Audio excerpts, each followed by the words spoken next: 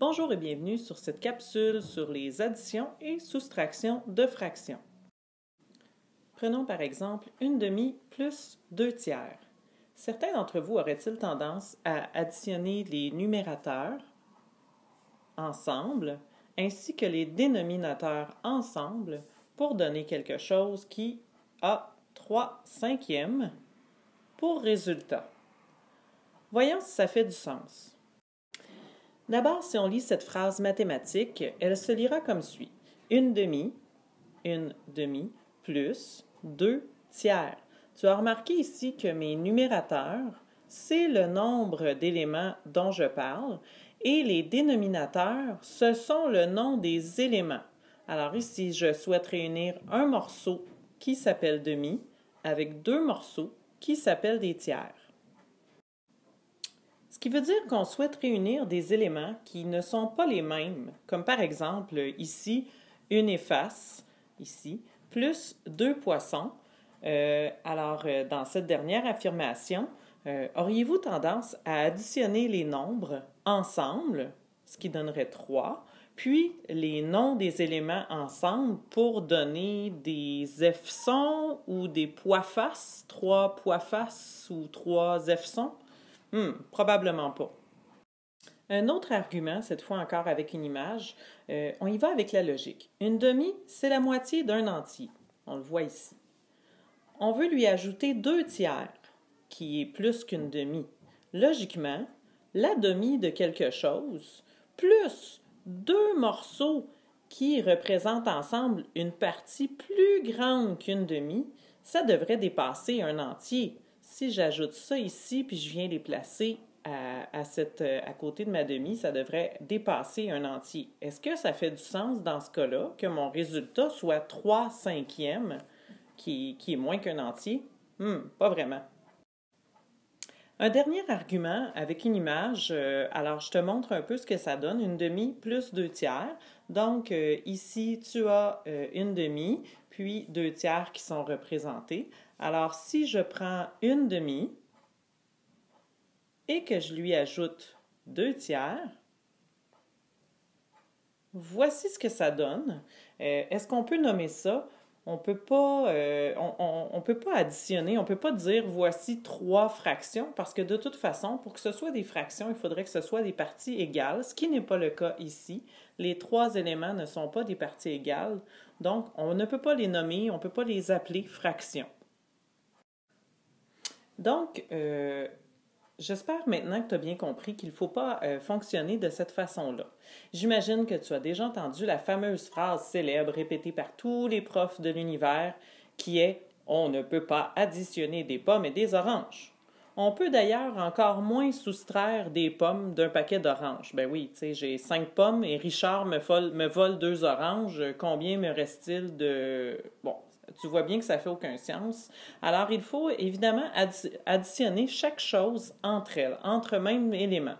Si on veut additionner ou soustraire des fractions, il faut aussi parler de la même chose.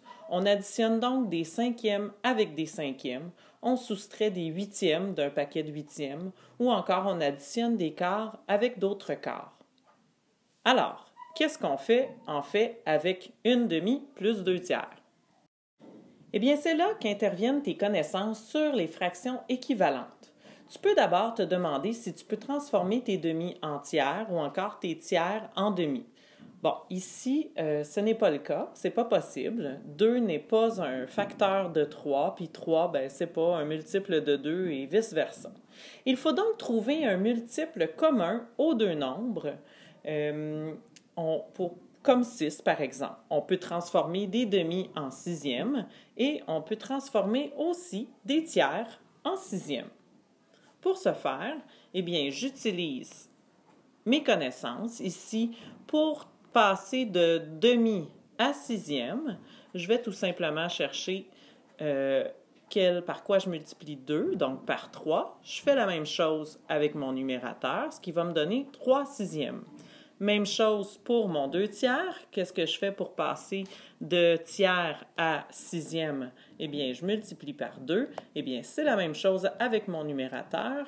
Ça devient 4 sixièmes. On voit maintenant que ça fait beaucoup plus de sens. Alors, j'ai mes 3 morceaux qui s'appellent sixième, ici, avec mes 4 morceaux qui s'appellent sixième, ici.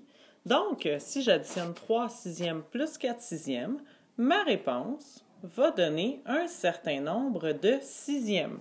3 sixièmes plus 4 sixièmes, eh bien, ça fait 7 sixièmes.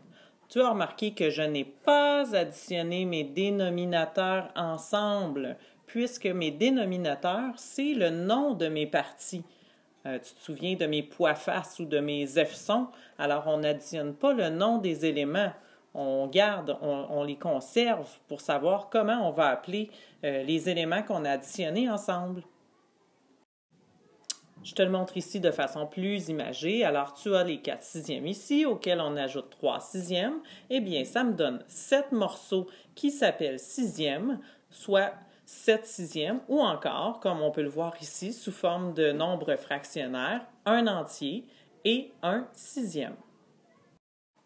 Donc, pour finir, j'espère que tu as bien compris quelle est la morale de cette magnifique histoire. Alors, pour additionner des fractions ensemble, on ne doit pas additionner les dénominateurs ensemble. Ça ne donne pas 9/24e ici.